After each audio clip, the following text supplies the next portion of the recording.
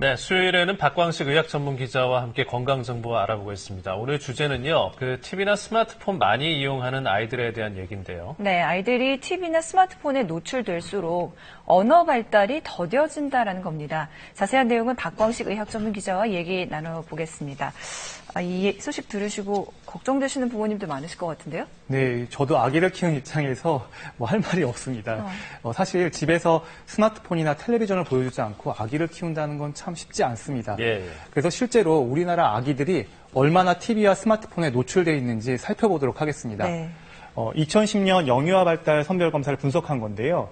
하루 평균 만 2살 아기를 기준으로 하루 평균 1시간 12분씩 시청하는 것으로 나타났고요. 또 2시간 이상 시청하는 아기들도 32%에 달했습니다. 스마트폰의 경우는 더 심각했는데요. 이 동아대 연구를 보면 일주일에 5시간 이상 사용한다는 아기들이 7%나 됐습니다.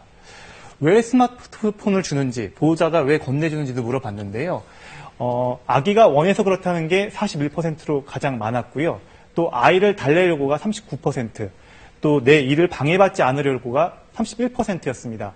비록 6%에 불과했지만 아이 교육을 위한다는 답변도 6% 정도를 차지했습니다. 예. 대부분 이 양육의 부담을 낮추기 위해서 텔레비전이나 스마트폰을 사용한다는 것으로 나타난 거죠. 네. 그러니까 거의 상당 부분이 부모들이 자기 편하려고 이제 아이들에게 보여준다 이런 말인 것 같고, 일부에서는 이렇게 미디어에 노출된 아이들이 오히려 언어 발달에 도움을 받는다 뭐 이런 지적도 있긴 한데 실제로는 또 그렇지 않다는 연구 결과가 있다면서요? 네, 그렇습니다. 이 서울 아산병원과 이 남부대학 공동연구팀이 조사를 했는데요. 하루 1시간 미만으로 TV를 시청하는 아이를 기준으로 2시간에서 3시간 사이 시청을 하게 되면 이 언어지체 위험이 2.7배로 높아졌습니다.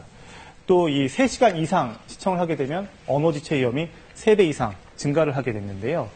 결국에는 이 언어지체는 여기서 뭐냐면 만 2살 아기를 기준으로 해서 보통 한 50개 단어를 말할 수가 있어야 되고 두 단어를 붙여서 이야기할 수가 있어야 되는데 그렇지 못하다는 겁니다.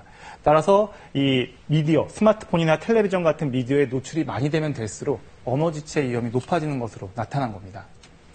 그러니까 그냥 그 이유를 좀 이제 생각해 보면 일방적으로 듣기만 하고 쌍방향 소통이 없어서 그런가 이렇게도 생각이 되는데 구체적으로 그럼 저 미디어 영상이 아이들한테는 어떤 영향을 미치는 건가요? 네, 이 언어 습득에서 가장 중요한 건 이 듣고 말하는 이 양방향 소통이 가장 중요한데요.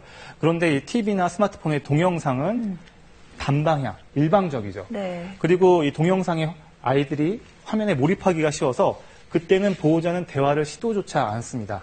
그렇게 되면 결국은 양방향 소통의 기회가 감소하게 되는 것이죠. 따라서 이 스마트폰처럼 이 시각적 자극이 강한 미디어에 장시간 노출되면 부모와 자녀와의 상호작용의 기회가 박탈당하게 되고 그로 인해서 언어지체 위험이 더 높아지는 겁니다. 네. 네.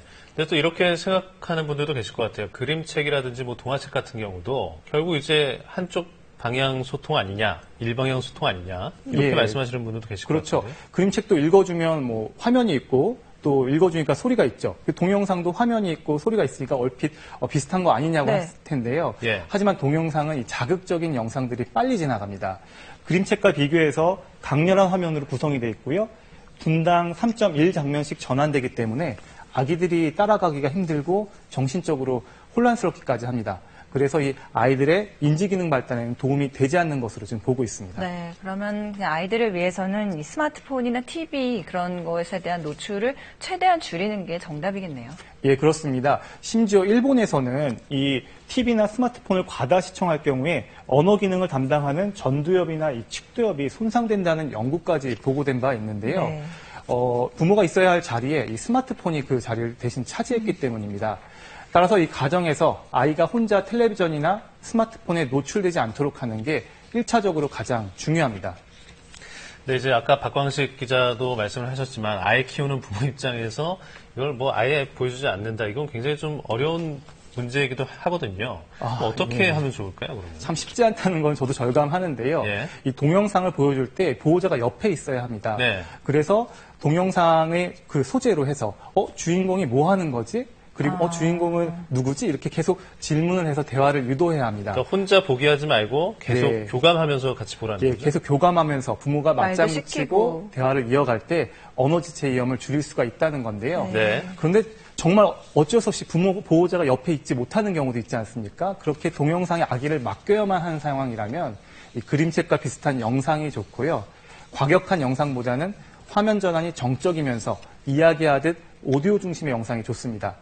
좀 더 여유가 된다면 묻고 답하며 임무를 수행하는 이 양방향 스마트폰 앱들을 이용하는 것도 그나마 나은 방법인데요.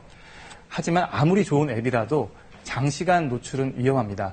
이것도 부모가 함께 옆에 있으면서 끊임없이 상호작용을 해줘야 언어 지체를 막을 수 있습니다. 네. 네. 자, 박광식 의학 전문 기자였습니다. 고생하셨습니다. 네, 수고하셨습니다. 잘 들었습니다.